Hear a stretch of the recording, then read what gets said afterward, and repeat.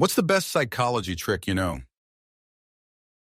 Story 1. When somebody shy is speaking, if you look at them and nod your head, it encourages them to keep talking. Instead of asking, "Do you have any questions?" ask, "What questions do you have?" The first almost always results in silence, while the second helps people feel comfortable them asking questions. Story 2. Gray rocking. If you're dealing with someone who always needles you or someone who's narcissistic, keep yourself as neutral as you can be. Don't rise to anything they say. Meet them with an "all right" and keep doing what you're doing. They fudge hate it. And the longer it goes on, the more likely that they'll leave you be. Story 3. When people in a group try to ridicule you based on something that is kind of true, big nose, being short, foreign accent, nerdiness, being awkward, etc., own it and act completely unbothered. It takes out all the fun of ridiculing you and shows confidence. Some professional groups use this as a way to test if you can be part of them. The juvenile and distasteful jokes may not be your cup of tea, but showing that you have thick skin and can take a joke will make your life a whole lot easier. And once you're seen as part of them, you can be the change you want to see without being bullied. This mainly applies to people who have to work with a group of people like this, such as mandatory military service. Story 4.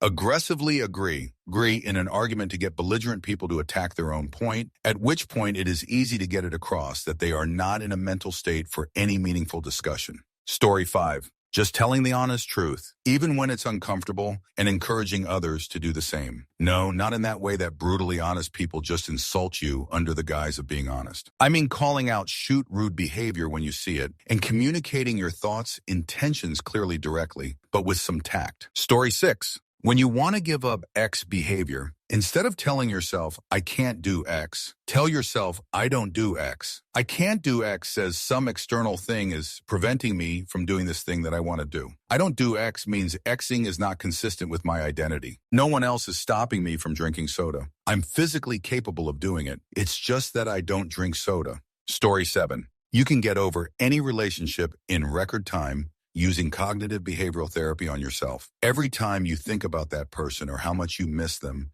simply think of something about them or something they did that you disliked. It can be a big thing, like they dislike your dog, or a small thing, like they didn't brush their teeth first thing in the morning. All that matters is that it was something that made them imperfect to you. Every time you catch yourself missing them, remind yourself of one of their negative traits, and soon enough, you won't even have to do it consciously. Your mind will just summon up those negative associations automatically. After a while, you'll find that you couldn't make yourself take that person back even if you wanted to. Story 8. Professionally, the blunder effect. Personally, giving someone two options with your choice being the second option. Story 9. I recently read about the Ben Franklin effect. It's basically an idea that people tend to like you more after they've done a favor for you. So if you want someone to warm up to you, ask them for a small favor or advice. It could be as simple as borrowing a pen or asking for their opinion on something. It helps build rapport and a positive connection with them. Crazy how the brain works. Story 10. Showing emotion to alter people's state and creating emotion in others. It sounds a bit psychopath at first, but you can really steer people into anything. Use it for good things, and people around you will truly enjoy your company and see you as a natural leader. Story 11. When bargaining for a price, it's important that both sides put up at least some part of a struggle so that you don't have to deal with buyers' or sellers' remorse. Story 12. If you tell a child they are ugly and worthless in a piece of shoot from an early enough age, you can embed it deep enough that it does permanent, everlasting damage. Ask my mother, she tried it with me, and it worked. Story 13. Silence is your ally. This sounds crazy, but if someone says something really unkind to me, I just look at them non-threateningly and say nothing. I treat it as a verbal fart in an elevator and let everyone around us get a good whiff. It makes the person who said the unkind thing either start acting crazy or get embarrassed about what they've said. Story 14. If it takes a minute and you have a minute free, do it now, or any indeterminate amount of time, really. Apply it to everything, answering emails, picking up your shoes, wiping down the bench, making the bed, etc. If you start really small tasks, small time increments, it doesn't take long for your life to be loads more organized and less chaotic. Basically, don't be a lazy fudge. Story 15. When I worked retail, I thankfully didn't have to deal with Karens too much. But occasionally some of them would get restless, and when they say, "This is outrageous," I'd agree with them. Like, "Yeah, it is. I can't believe this store sucks like that." And suddenly her target was the store and not me. Story 16. I dislike to call this a trick because it sounds and feels manipulative, but I notice that most of the times when I am really calm, laid back, friendly, and non-confrontative when returning an item or talking to a customer service rep, late for insurance payment, seeking to get new customers only perks with my mobile internet carrier, etc., that I usually get my way. It's not a put on or an act because it's the way I really am. But I also notice people who act like male body part don't get their way as often. Story 17. Ask for a smaller favor before asking a larger one. It primes them to say yes. Additionally, asking for favors and being appropriately appreciative increases their overregard for you. Answer. No fudge this. This is how you burn people out. We had a business where we provided a service to people in the neighborhood. We would get a rare day off, typically a 7-day-a-week job between the two of us, and we would be genuinely excited about it. We would make plans. Let's go into the city for the day. They have a great floral exhibit in the Central Gardens. The night before a customer texts us, I'm sorry it's last minute, but something came up. Can you come visit the dogs at 10 a.m. tomorrow? Ugh. Want to say no, but we do need the money and we dislike to turn our backs on someone who is in a tight spot. We can just go to the local park afterwards and enjoy the afternoon by the lake, so we say yes. An hour later, well, since you are around, can you do 3 p.m. as well? Guess we'll spend the day catching up on laundry and vacuuming. The classic, just one more small favor trap. It's like agreeing to water your neighbor's plant while they're away, and suddenly you're also feeding their cat, checking their mail, and repotting their entire garden. Boundaries aren't just lines in the sand. They're fences with do not cross signs. Protect your time or someone else will happily fill it for you.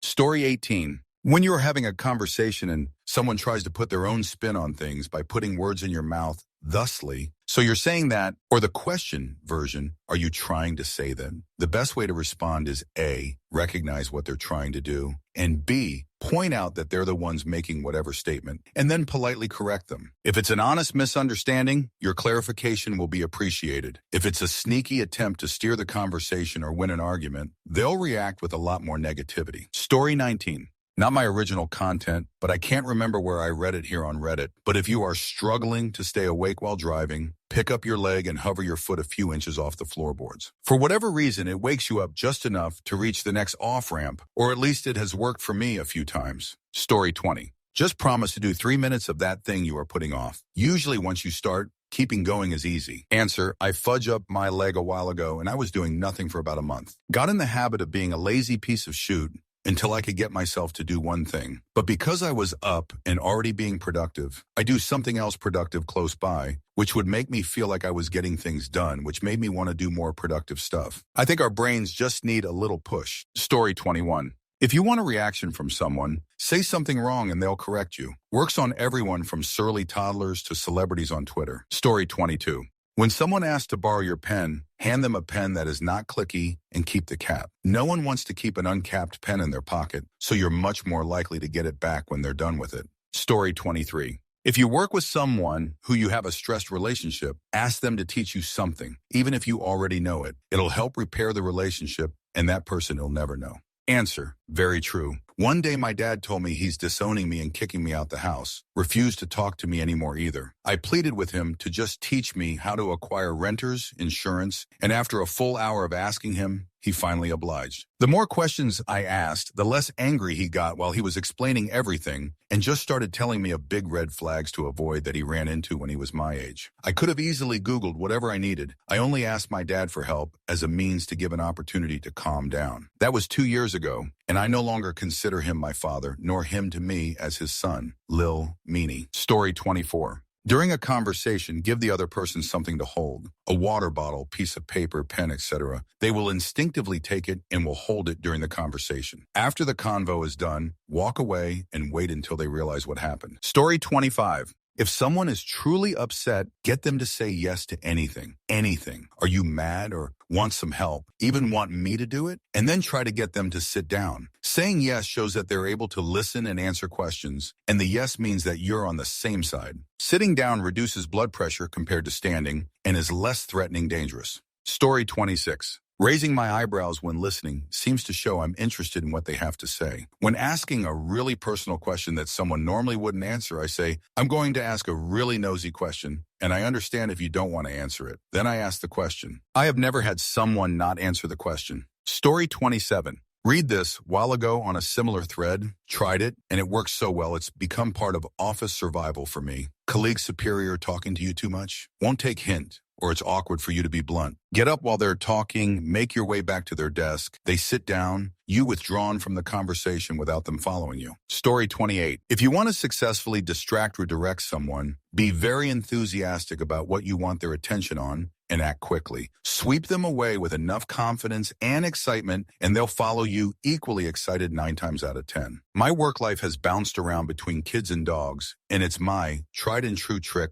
for both environments. Story 29. If you want someone to like you, instead of doing favors for them, ask them to do favors for you. Obviously, don't go overboard with it, but something simple like, hey, while you're up, can you grab me a napkin? Or, oh, on your way, could you stop and grab me an energy drink? When someone does something for you, they're subconsciously thinking, I will do this for this person because I am a nice person, and this person is worth being nice to, and so they start to subconsciously elevate your status. I believe Ben Franklin coined this exercises. Disclaimer, this works super well. Don't harmful behavior it and be wise with it. Yes, it's a form of manipulation, but hey, you asked for a psychological trick. Story 30. Do not talk negatively, only positively about anyone that you know personally when they are not around. Some people love to just go around to spread gossip. Those people might lie about what you say sometimes, but those types seem to like nuggets of facts to spew into their stories. So I sometimes sprinkle in some nuggets that are telling. Everyone should always try to be straightforward and directly honest with people. When someone is upset about something and acting angry or distressed toward me, I ask them why. When I hear why and I'll hear a nugget, I exactly know why and I know who told them. Story 31. If you need a favor from a friend or a day off from work, give them a snack they like. At work, when I need vacation or sick days approval, I just walk up to my supervisor, hand them their favorite snack, don't even verbally acknowledge the food. I ask for days off. People are more submissive when you give them food. For a split second, you regress their brain to level 1 ape mode. Food, good. Person give food, person good. Story 32. Being in sales, you don't have to hype up the item. Sell yourself and stay interested in the customer. If they enjoyed their experience, they'll either buy, be back, or recommend. Story 33. If you greet people as though you are excited to see them, they will be equally happy to see you. This works great if you work in customer service and don't want to deal with people with bad attitudes. Answer: absolutely. I am a school-based therapist, and the way you treat kids is how they treat you. If they enter happy or neutral,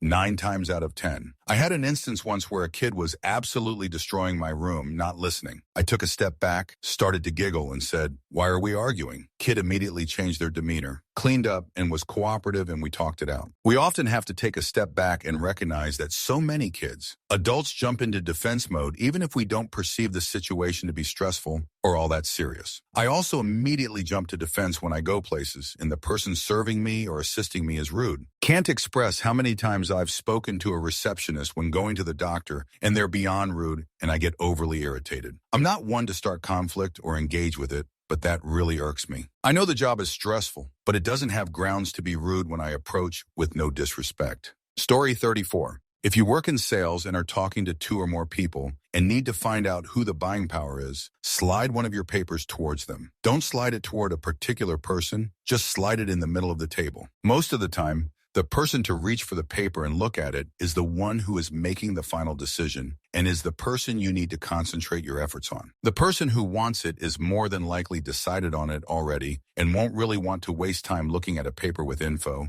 but the person paying for it is still needing to be convinced to spend their money on it, especially if they aren't the ones directly benefiting from it. Story 35. If you're negotiating with somebody, state your position, then shut up. Don't nervously chatter. Make them respond to what you've said. Story 36. Agree with people. A lot of people want to fight or something to resist, so just say true and move on. Story 37. When I worked at McDonald's, we were told to ask people Coke to drink when they ordered their meal. It's not to upsell Coca-Cola, and it's not simply because it's the most common choice. It's because it makes you snap to a decision. Simply asking what someone wants to drink will often cause them to say, what do you have? Which slows down the ordering process. Suggesting Coke will make them decide immediately, either with sure or no Sprite or whatever. It's weird, but it worked. Story 38. When you want something during negotiation, e.g. new job, always ask for 3 things and make the thing you want the easiest for them to give. It's hard for sobering to say no the times. They will want to give at least one of the 3. So you may ask for an extra 5K, 2 extra PTO days, and the ability to start at 10 a.m. They will likely give you the extra 5K, as the other 2 will require treating you differently from other employees. You also never know. They may give you everything. If you only ask for an extra 5K, it's easy for them to say that it's not possible. Story 39.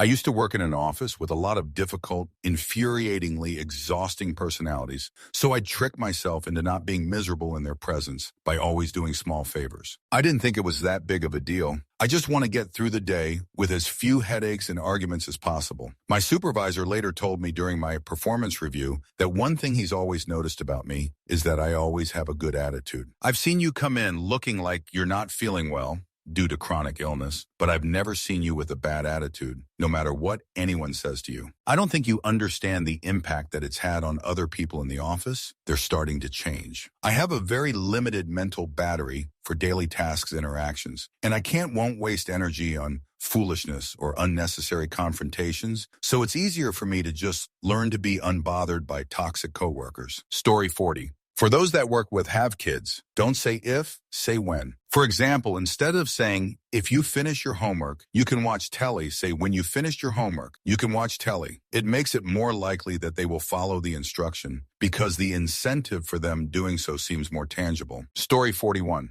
I have 2.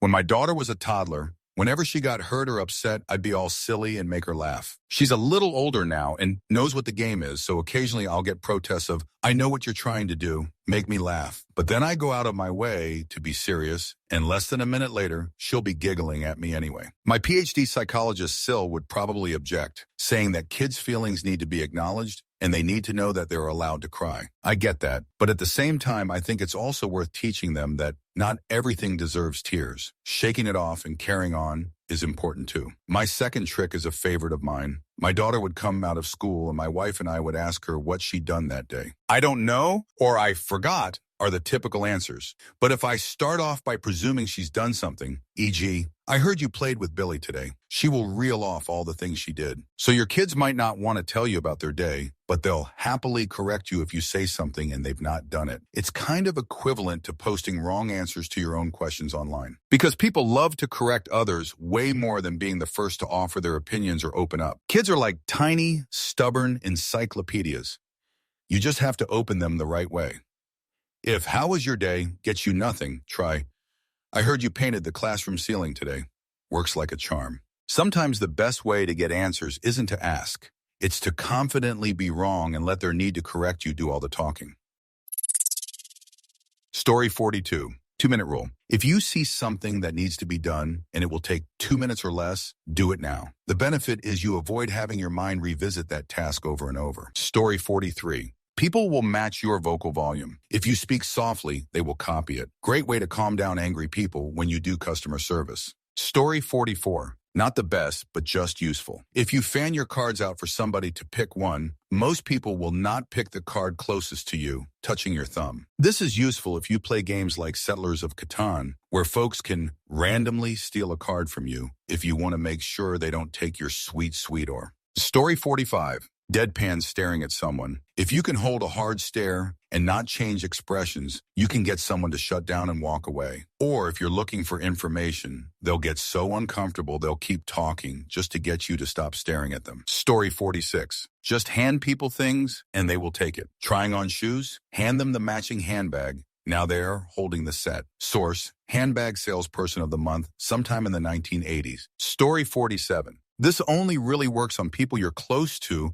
or it comes off pedantic. When someone accomplishes something cool like get a job or graduate or get a promotion or whatever, say the normal congratulations, good job, they'll say something dismissive like thanks, but then you reiterate the compliment. No, really, that's so amazing. You should be really proud. That's just so cool. And you force them to sit in the compliment. Most people are really avoidant of being the center of attention, but everyone deserves to be sometimes. So I just draw it out and get all annoying about it. Force them to feel the love. I've made several people cry with the above. Not that it's the goal, but it definitely works. Story 48. If you need something from someone, preface your request by politely asking for help. People inherently want to be helpful. Story 49. Ignoring shoot. Someone causing problems? Ignore them. Someone talking shoot? Move along, go and do something else. Almost no one is necessary, and you don't need to entertain anyone if they want to make things hard. Don't feed the trolls, people. Answer. Bartleby the Scrivener. I would prefer not to. If you yes and the person teasing you, they will keep going. If they say you are X and you disagree and say no, I'm not X, you're still playing their game. They will keep going. My coworker wonders why everyone teases him, but he reacts insanely every time anyone says anything because to him, that's being tough and strong.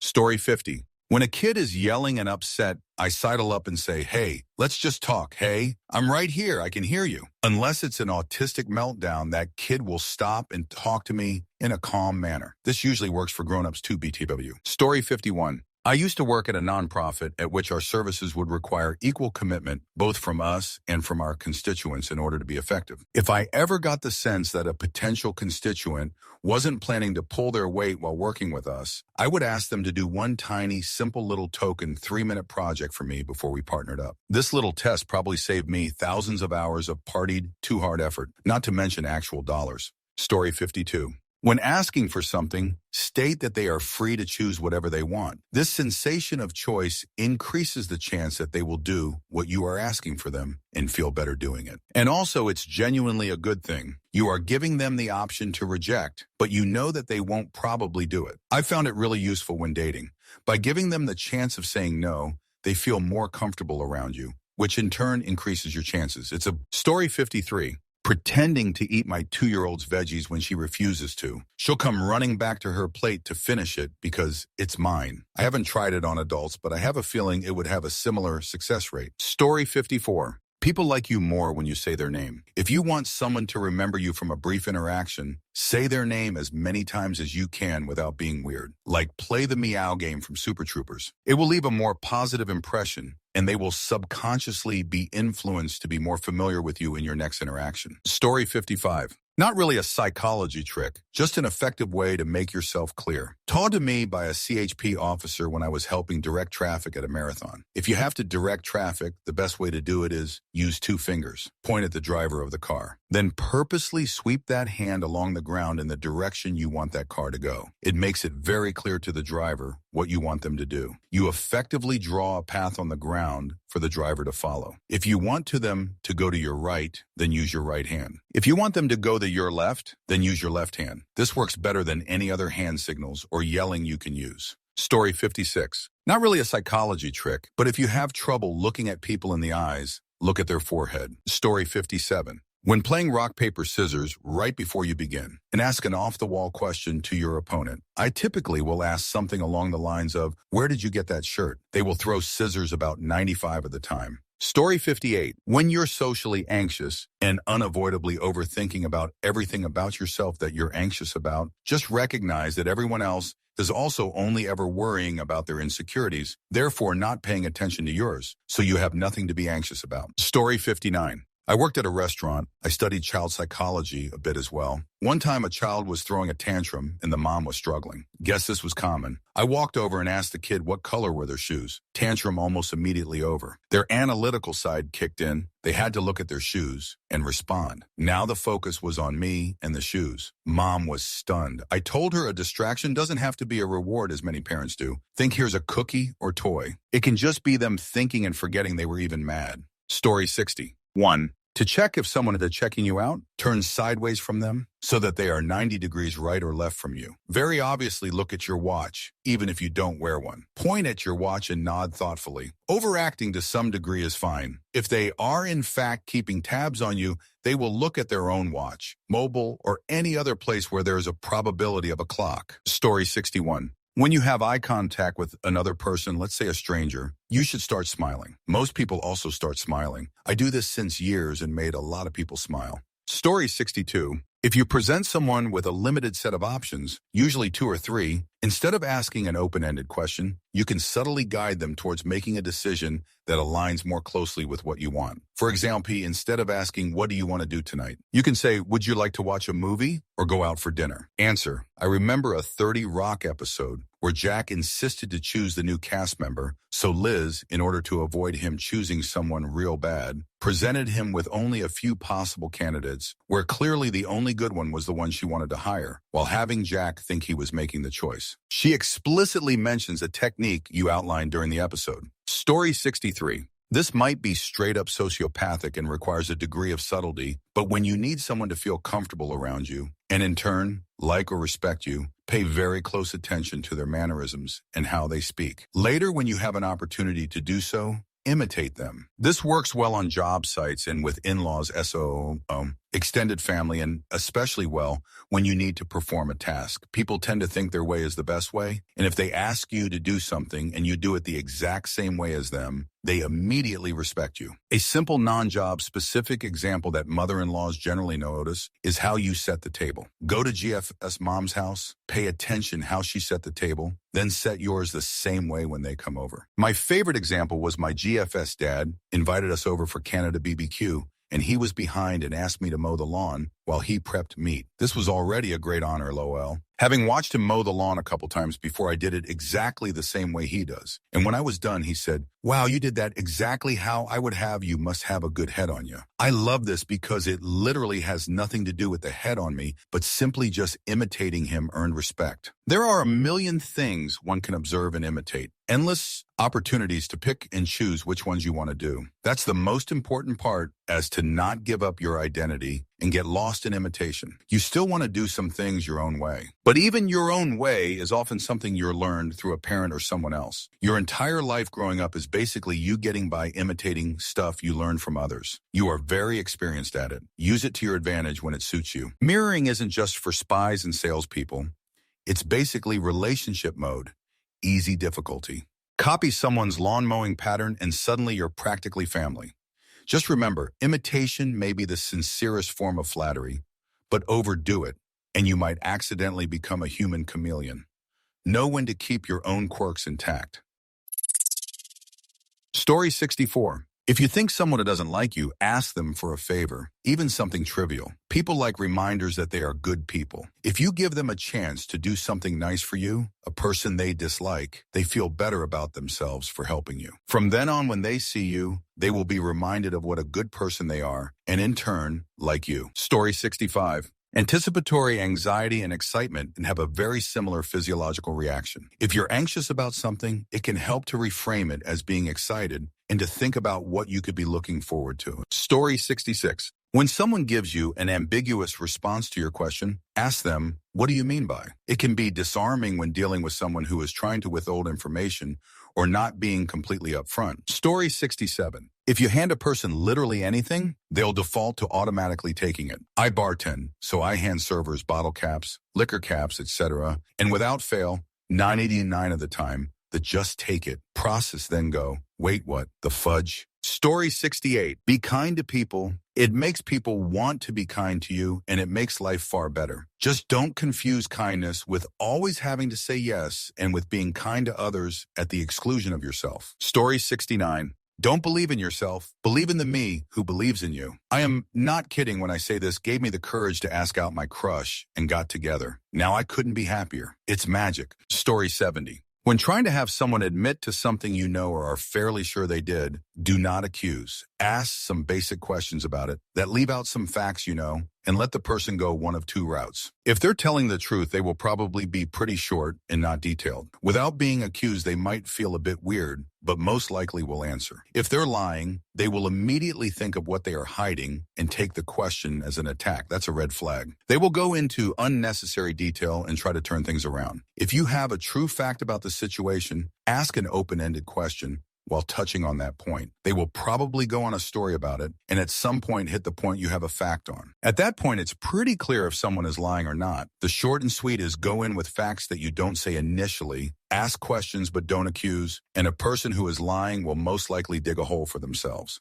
I would define this as a psychological trick due to the fact that someone who is lying will normally be defensive and very detailed. They will go into a story rather than answer questions. It's very interesting to know when someone is lying and watching them perform a great story. The only thing that can evade this is a pathological liar. They will look you straight in your eyes, lie, and then make you feel like a jerk. It's fudge scary. How do you provide a pathological liar wrong? Video evidence and pretty much only that. Story 71. When selling anything to a family, include the kids in your sales pitch. If you get them on your side, the parents will think they're doing the right thing for their kids and they'll be more open to you. Don't talk down the previous version of the thing you're trying to sell. People form attachments to inanimate objects. Talk up the enhanced features of the replacement and how they will make operation of said thing easier, time-saving, or just value additive. Story 72.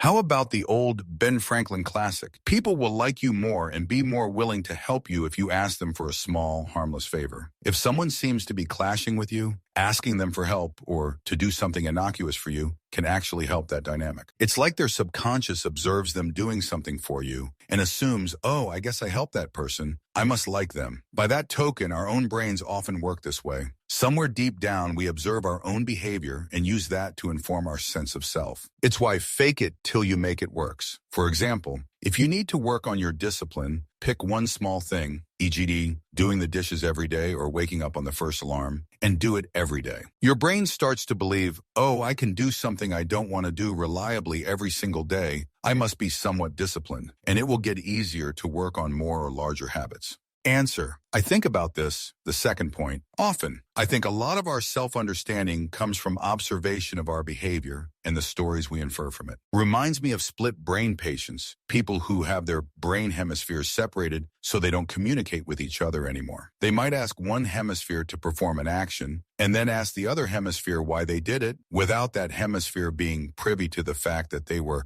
asked by hiding it from one side of their vision. And that hemisphere will construct a made-up story, like asking them to stand up and then asking them why they did. And they might say, oh, I was just going to get a drink. I always wondered whether there was a term for the idea of self-knowledge through observing our own behavior. Google Gemini gave me these two concepts: self-perception theory, SPT, developed by Daryl Bem, 1967. Core idea: we infer our own attitudes and motivations by observing our own behavior, especially when our internal feelings are unclear. Key points. Focuses on attitude formation. Bem argued that SPT is particularly relevant when we lack strong pre-existing attitudes about something. Our behavior in those situations becomes a source of information about our own feelings. Two key conditions. Low internal clarity. Our internal feelings about an issue are weak or ambiguous. High choice and external pressure. Our behavior was freely chosen and there was external pressure to behave that way or not to behave that way. Example, you find yourself consistently volunteering at an animal shelter. You might not have consciously thought of yourself as a big animal lover, but by consistently engaging in this behavior, you might infer that you actually care deeply about animal welfare. Criticisms. Limited scope may not apply to situations where we have strong pre-existing attitudes that guide our behavior. Ethical concerns. Some studies used to support SPT involve manipulating people's behavior, raising ethical questions. Behavioral self-disclosure.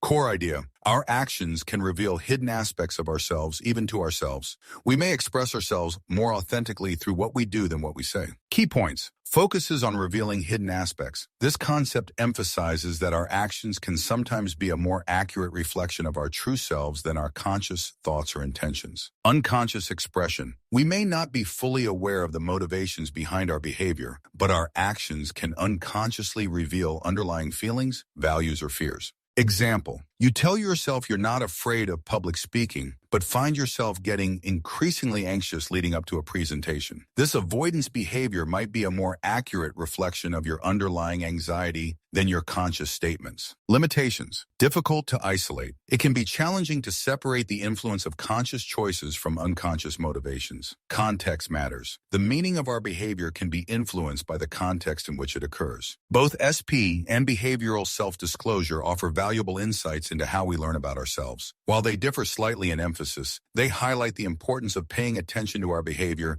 as a window into our internal world. So according to science, we're all just watching ourselves from the back of our own minds, making up stories about why we do things. That explains a lot, actually. Next time I find myself cleaning the kitchen at 2 a.m., I'll just tell my brain, see, we're responsible adults. Fake it till you make it is basically psychological DI.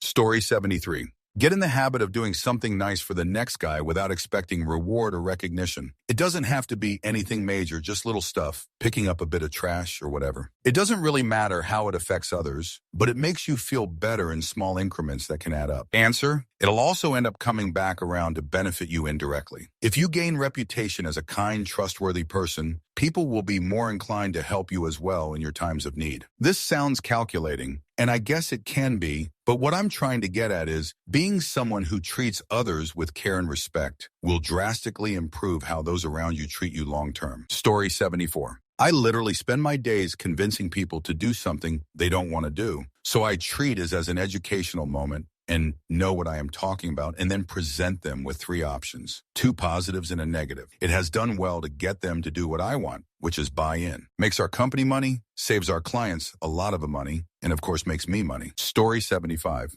Hanlon's razor. Don't assume people mean you harm. Most people don't think about other people that much, including you. Most interactions that might appear to be malicious can be better explained by incompetence, negligence, accident, inadvertence that doesn't rise to the level of incompetence or negligence, and plain old bad luck. Applying Hanlon's razor helps your own mental health by reducing the amount of anger you feel, and it helps you be a bit nicer to and forgiving of others, which encourages them to apply the same to you. Note, this does not mean there exists no malice. Racism, for instance, is very real and can result in both unconscious and conscious malice or bad faith or bias. But if you're a white dude, almost nobody means you harm. And for everybody else, it's probably still less often than you think. Story 76. When you've identified a person that only wants to talk about themselves, go with it. Always turn the conversation back to them, then get away from them as soon as you can. They'll think you're awesome. Story 77. As a goalkeeper, you should always point in one direction, your left or your right, as the opposing kicker is about to take a penalty kick. They will naturally kick the opposite of where you're pointing, and you can then dive to stop their shot.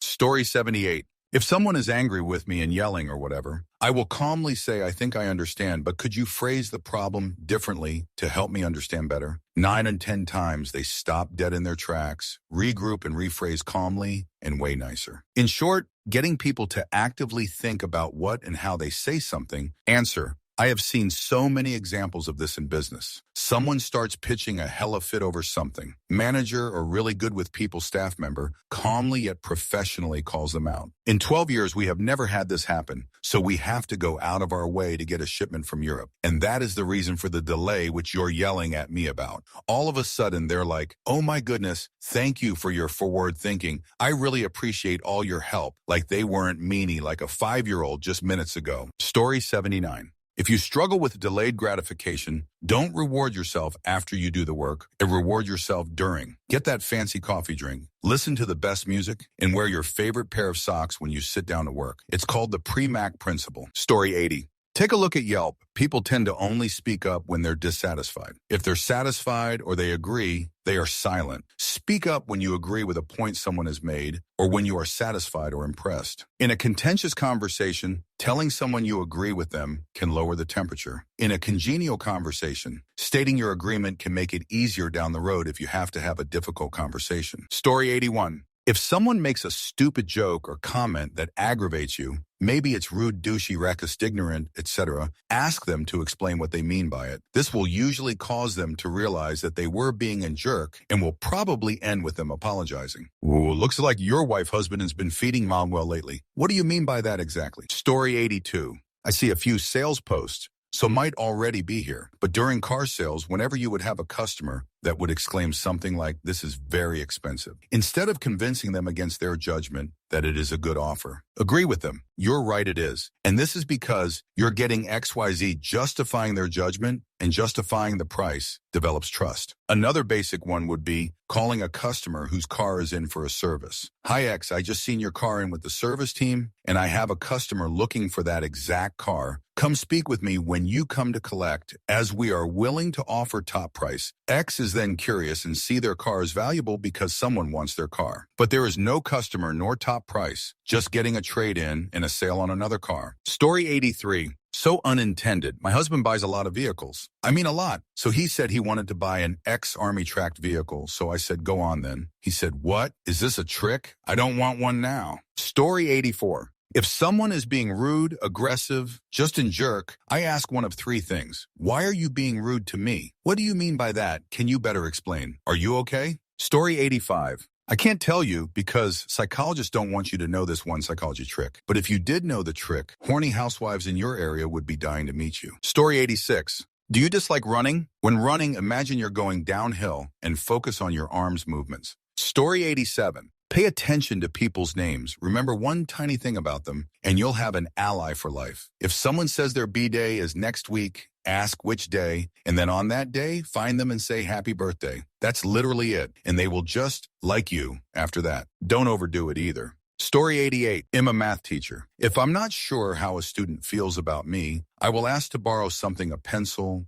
or an eraser. If the student trusts me, they will loan it to me for a minute or two, and then I give it back. But if they refuse, it is a sign to me. Also, if I want students to respond to a question, I spin a wheel with each person's name on it. That way I'm not choosing a favorite student to answer, and everyone has to be prepared. Also, the students like that, the name is chosen randomly. They will chant, "Spin the wheel." Spin the wheel, or pick Connor. Pick Connor. It gets the students excited to participate. Story 89. During the interview, ask how and where you would be deployed for which tasks if you were already employed. This causes people to see you as an employee rather than an applicant. Using social engineering to manipulate is just fantastic. Story 90. Instead of telling someone who is upset to calm down, tell them that you need them to slow down so you don't miss any of their concerns. Instead of asking whether someone has any questions, ask them what questions they have. The presumption that they have questions forces them to think critically and identify any lingering concerns on the spot instead of coming back after the fact. Whether in negotiations or interrogations, silence is the best way to get people to divulge more because the silence makes them uncomfortable. When trying to get to know someone better or collect information about something, do not ask them what they know or what they can tell you about the topic. Instead, say, "Tell me about." It automatically establishes you in a position of authority in this phase of the conversation, and people will naturally divulge more than they otherwise would have. When you need someone to make a decision, do not leave it open-ended. Give a set number of options and have them pick from that list. That will prevent the, "I don't know, what do you want, think?"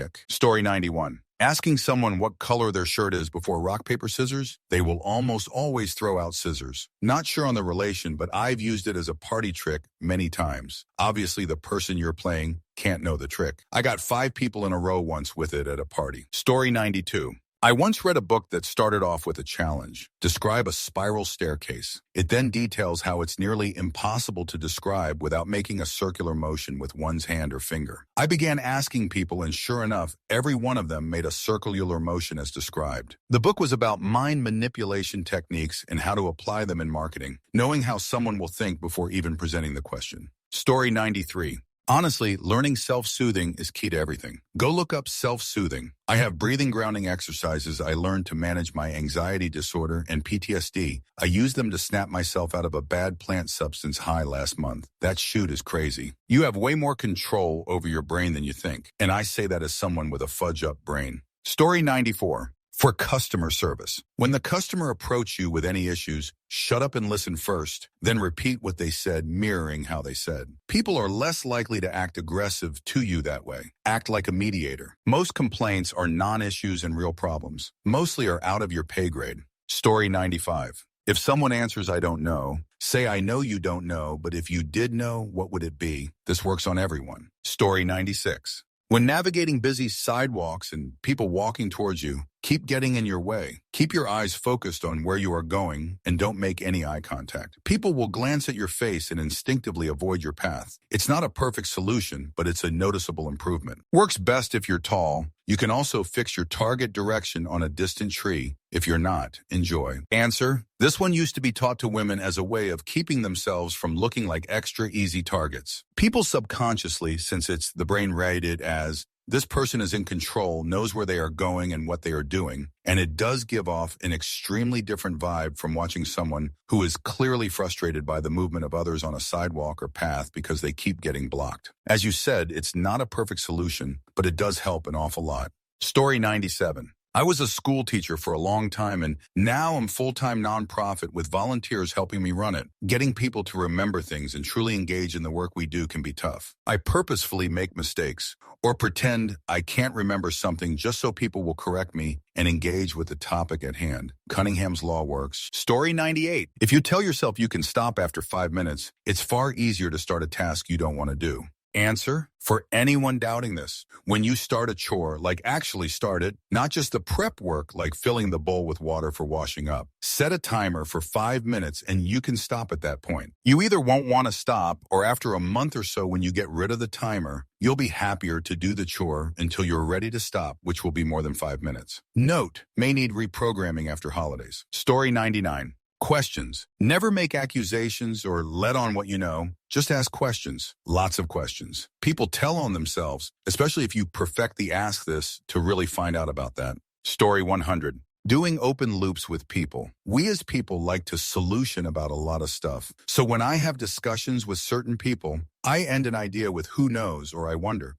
I'm curious to know how X was built, I wonder. Or I wonder how they even considered this idea. Or I don't know how they managed to achieve X. Who knows? More than 90 people jump in to close the scenario, even if they don't know the answer themselves. They fill it in with an assumption, and it works on a lot of people. It's called closing the loop for an idea. People go crazy trying to close it in their minds. TV shows use this technique all the time in the last 5 minutes of a show. They leave things in suspense and open a few loops, so you have this urge to close it by watching the next show. Also in books or email sequences, they'll end with an open loop or a hint to a curious problem, but won't tell you the solution. You need to read the next chapter to find out how X really was solved. To amp this up, you can add the concept of increasing the curiosity of something by giving it a code word. Egg, I wonder how they even considered the dark light bulb idea. Or I can't believe the heavy balloon did the trick. Or have realized how I can lose 50 subs using the sleep-in rhythm method. By adding in opposite words as something people know is one way, adds intrigue and makes them curious to find out more. Fun, huh? Open loops are like mental itches. People just have to scratch them. Tell someone, I wonder how they built that, and watch their brain short-circuit until they try to fill in the blank. It's the reason cliffhangers exist, and also why I can't stop watching series after 3 a.m. Use this power wisely, or at least entertainingly. Story 101. When my daughter was a toddler, she'd sometimes get angry about things and would try and find her way out. So I gave her one. One day I said, "Oh, I can see why you're still upset. Somebody set your nose to sad. Here." And I tweaked her nose to happy, and she snapped right out of it. For a year or two, she'd ask me to turn her nose from Kim, and I would, and it helped. Wasn't trying to gaslight her. Just give her a mechanism for calming herself down and let her know this was something she could control. She grew out of it and learned other methods, but it was a start. Story 102. The habit of agreement. Ask them all questions in the positive, then after 5 or 6 times, ask what you want them to say yes to. Story 103. When wanting to end a conversation with a stranger, look at one eye, the other, glance at their hairline, and repeat. The person will become anxious and self-conscious. Story 104. If you repeat the same thing over and over for a prolonged period of time, then randomly stop, it'll fudge with so many people. Story 105. Use people's names when speaking to them. The sweetest sound in a person's ears is hearing their own name. I don't remember who wrote that, but I've put it into practice for more than a decade to great effect. When someone hears someone else say their name directly to them, the subconscious thinks, this person remembers me. They recognize me. I feel validation. Bonus effect, if they don't remember your name, they will feel guilty and often treat you extra nice to try to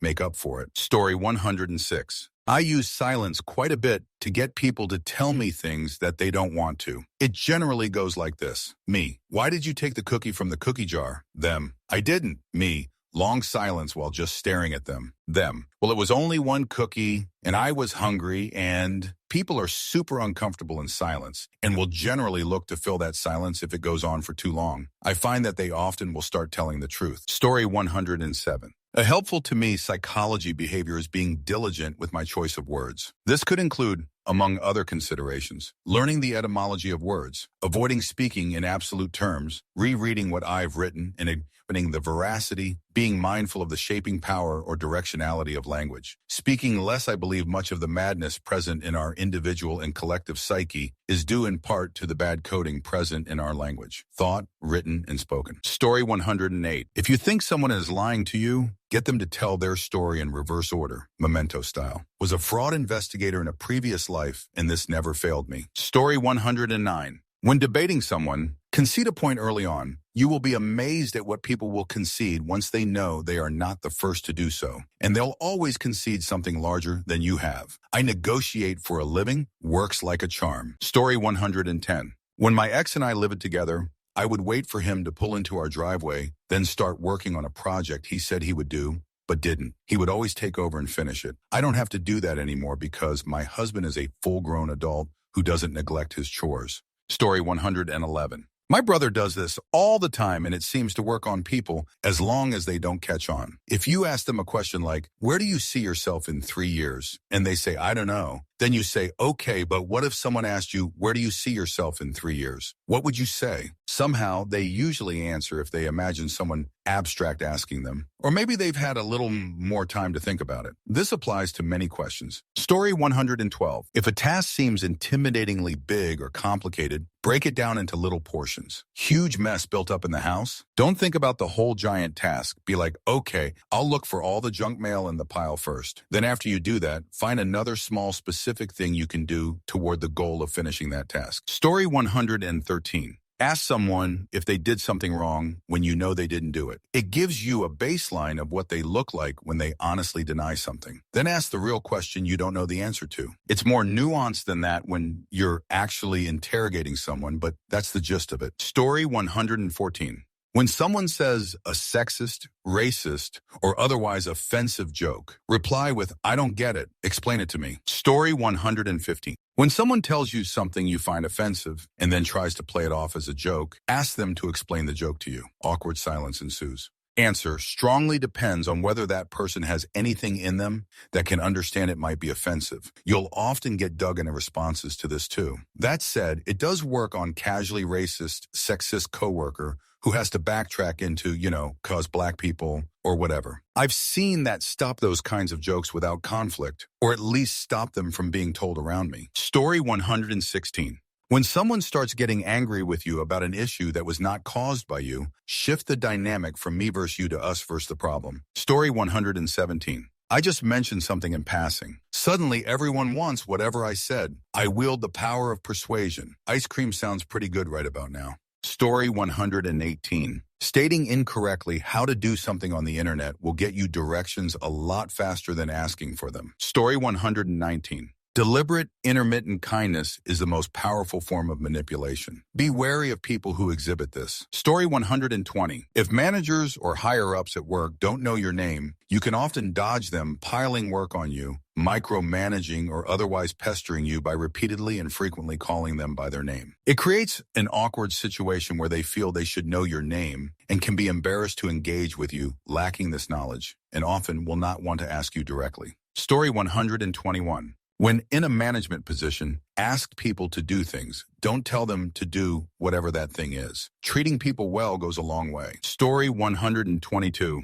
Wholesome life hack. If you are jealous of someone else's professional success, get to be their friends. Pretty soon, 1, you find out their lives are not as perfect as you thought, decreasing jealousy. 2, as you become closer friends, you start to derive pleasure rather than jealousy from their successes. Story 123. The door slam technique or something like that. Basically, you ask someone to do something for you, the offer being ridiculous enough to receive a no. Then you make a far smaller offer that you would have led with. The offer is so small in comparison to the initial, plus the feel bad aspect of rejecting someone twice, that it is difficult not for them to accept. Story 124. I'm a high school teacher. If students are goofing off on an assignment, if I put a 5 o'clock Google timer up on the screen, they all start scrambling because holy shoot, 5 minutes. Go, go, go, go. For making small talk, if you ask someone about themselves and show interest in their responses, they'll think you are interesting to talk to. Story 125.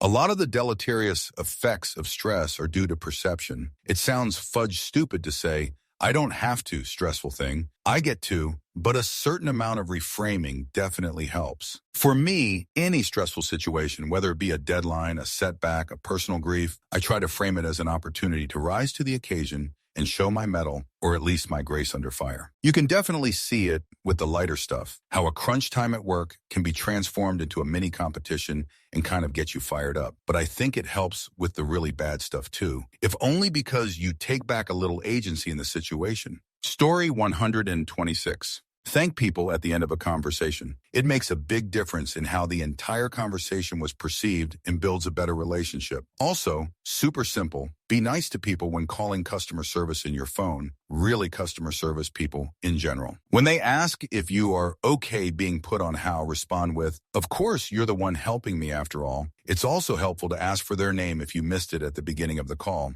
Everyone is faceless to them, just as they are to the callers, and using their name makes a huge difference. They'll want to do more for you, and you're helping the next callers by helping your experience be better for the reps. Story 127. Sympathizing with someone to de-escalate a situation. It's amazing how you can calm down an angry person by saying, isn't it frustrating when, or boy, that really sucks. They just want to be heard. Story 128. Tell your partner you picked a restaurant for you to go out to eat at and have them guess which one. Whichever they say first, you say yes, that's it. Avoid the back and forth of trying to figure out where to eat. Story 129. Your subconscious listens to how you talk to yourself. It listens to your wants, needs, and goals. It tries to make these a reality, in the background influencing your every decision. If you talk positive about yourself and your goals, your subconscious will try to make that happen. If you talk negative about yourself and your goals, your subconscious will try to make that happen. You can trick you subconscious by saying positive things when things are going bad. One study showed that this type of behavior, positive reinforcement, helped most patients more than any medicine did. Clutter, stop talking, thinking negatively about yourself. Story 130.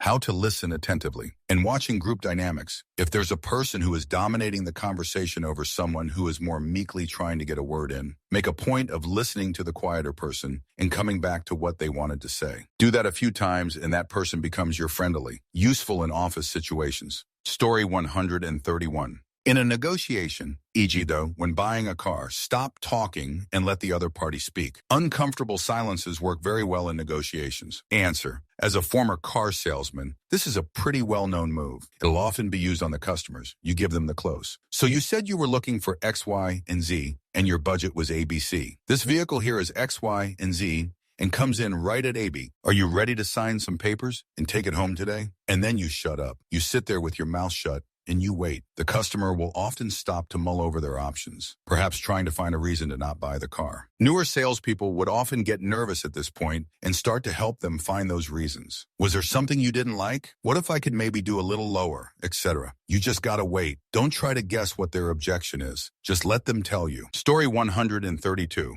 Using tactical silence in conversation tends to get people talking, rambling, lol. I learned it whilst working as a psych nurse, and it was a really good strategy to get most patients talking about what was on their mind. Story 133. While being in security and law enforcement, you learn how to have uncomfortable conversations and have control of the conversation. One big trick, if anyone is screaming at you, speak softly. This requires them to speak at a lower volume to hear you. Also, I will never ask someone to do something. If I need someone to put their hands on the wall, I will not say, "Can you put your hands on the wall?" I will instead rephrase to, "I need you to put your hands on the wall." One is a question and one is a command. Every demand that is a question has two answers. Commands do not. Also, if I am in a stressful situation and someone is threatening me, I may say some off-the-wall shoot to confuse them. For instance, someone says, "I'm going to punch you in the face." I will respond, "Please, not my face. I'm starring in an episode of CSI tomorrow, and I want to look good for the close-up." This does two things. One, it breaks up the tension. Two, it disrupts what we call the OODA loop. OODA loop is an acronym for orient, observe, decide, and act. Essentially, in a stressful situation, you have to orient yourself to observe the problem, decide what you must do, and then act. Saying random crap in the middle of a tense situation makes the other party think about what you are saying and disrupts what they are going to say or do. Had a guy tell me I was a son of a meanie. I said, "I 100 agree, man. My mother was a horrible person." He then stopped, looked at me and said, "I'm sorry, I shouldn't have said that. I love my mother." I then asked him questions about her, and all of a sudden, it turned the situation from anger to understanding. When someone yells, "I'll punch your face," responding with, "But I have a close-up shot tomorrow," is either genius or madness. Maybe both. Disrupting the OODA loop isn't just for fighter pilots. It's for anyone who's ever faced an angry person and thought, what if I just confuse them into calmness? Sometimes the best defense is a good non sequitur.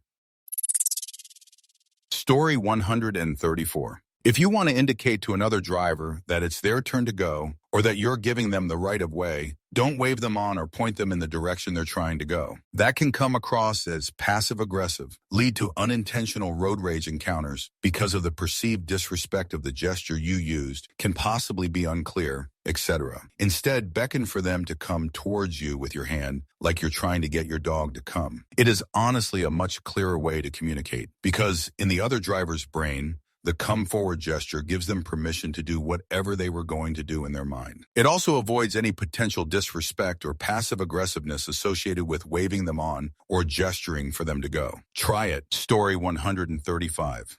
This is a debate psych trick. I have to debate for a living a lot. I publish and present research, and part of doing that is being challenged on stage on your work. This trick works well on the internet too, and I have literally been banned from a sub before that allowed debate for being too good at debating to continue. The trick is to flip burden of proof onto the other party. Essentially, all questions and discussion should lead to the other person providing evidence and defending a stance. You can do this as first or second responder. Either lead by asking them to defend a position, or if someone challenges your position, you turn the conversation into them, having to defend their own attack. As a scientist, I can tell you, no research is perfect. You can show me literally any journal publication and I can read it and then discredit it because of some major flaw that is in it. I have to review a journal papers as part of my BRUM, so I know there is always a problem. Well, that means you can find a major flaw in anything. People naturally defend their own position, and by keeping the conversation on the major flaw in their argument, they naturally defend a losing point. It isn't the nicest thing, but it works. Story 136. Taking a breath to calm down before responding to an angry or hurtful comment. Responding to hurtful or angry statements with inquisition and calm statements about how you are hurt or confused usually gets you the mindset behind the anger. It's about taking the emotion out of an exchange. My sister recently received an aggressive and angry comment out of the blue on an innocent Facebook post about her kid's new toy. She initially responded with some polite-ish but firm responses, demanding an explanation. After taking a moment and chatting with me about it, she erased those responses and instead responded fully to the accusation and asked if she had done something to bring on the anger. The answer that she received explained their concerns and that they had been struggling lately and had lashed out. By ignoring the aggression, she got to the heart of the matter in a single message, rather than continuing a fight. Story 137. If someone's speeding or cutting through traffic, I just think to myself, darn, that person has to shoot, and my road rage flushes away. Story 138. Pretending to know someone who is starting shoot with you. Just gotta act like you were surprised to see them and happy about it but forgot their name. Act really sorry about forgetting, then try to jog their memory about how you guys used to run into each other around, mostly on the sidewalk around lunchtime. Make sure to keep eye contact and smile. If they claim not to remember, then act a bit sad, but say the memories will probably come to them eventually. After that, it is pretty easy to slip away while they are just dealing with the idea that they might know you, and more importantly, that you might know them or others in their life. As they say, you don't shoot where you eat or sleep, so most just drop messing with you for fear it could come back around and bite them in the jerk later. Story 139. Telling someone, especially my kids, not to do something and wouldn't you know it, they do exactly what I told them not to do. If I were to say, yeah, go ahead and climb the ladder, they walk away. If I were to say, don't you climb that ladder, you'll get hurt before I turn around to look, my boy's at the top saying, look at me. Story 140. Mine is letting people know I like them. When I hang out with a friend, I sometimes text them later and say, that was so fun, or I always have so much fun with you, or if I haven't seen them in a while, I miss you. We should get together soon. Anything that basically says I like you. I read recently that people tend to underestimate how much other people like them. It's called the liking gap. I don't want there to be anyone out there that I like who thinks I don't like them, so I lay it right out there. It works because I kind of have an exuberant personality, and it's not out of character. It could definitely come off as weird otherwise. They basically always respond similarly and ask me to hang out again. So I think it works. Story 141. The subway method for negative thoughts or anxiety. When you are anxious or having negative thoughts, imagine physically being on a subway train or any regularly scheduled mode of transport. Get off the train, watch it leave, and wait for the next train. The more detailed I imagine it, the better it is. I'll hear the negative thoughts get quieter when the doors shut and hear it trail to silence as the train leaves. Sometimes the next train is just as negative. Don't get on, just wait for the next one. The more you do it, the easier it gets. Story 142. Moore's Law states the best way to get the right answer is not to ask a question, but to state the wrong answer. Story 143. If you do something embarrassing, don't try to hide it or save face. Poke fun at yourself. Say something like, I can't believe I did that. I'm such a dummy. People will try to downplay your error for you. The pratfall effect says that if you show vulnerability or your humanity in the form of an error, people will like you better. Story 144. My dad used this phrase a lot while I was growing up. Make it easy for them to give you what you want. When asking for something that needs approval or input from someone else, think about the situation from the other person's perspective. Try and anticipate any reason they may say no or disagree and have a rebuttal ready. Even better if you can make it sound like it was their idea in the first place of that their ideas are going to contribute in some way or that they'll benefit. Also, body mirroring, body language in general. When you're trying to connect with someone, mirror their body language and keep eye contact. And when interacting with people, try to keep your posture straight and don't close yourself off. Keep your body language open and relaxed, and people will enjoy your company more and be more likely to trust you. Answer. Also, body mirroring, body language in general. When you're trying to connect with someone, mirror their body language and keep eye contact. One caveat to this, though, is that this type of body language appears on all those how do you know if someone's into you lists. If you're in customer service and trying to get a good tip customer review, that's one thing. If you're dealing with workmates you see every day, just be aware of how it could be received. Story 145. Salting the tip jar, people are less likely and feel less pressure to tip if your tip jar is empty. If the tip jar is half full, people feel like they should tip as others before them obviously tipped. Will increase your tips twofold if you put money in the jar before your shift. Story 146. It worked on all three of my kids and countless others. Instead of asking them questions about what they did or what you suspect they've done wrong, just look them in the eye and say nothing. The longer you're silent, the more they'll tell you that they don't want to tell you, LOL. That's the end of the video. Don't forget to like and subscribe to the channel. Also, if you're interested, I have a second channel. This is Vancher signing off. See you soon.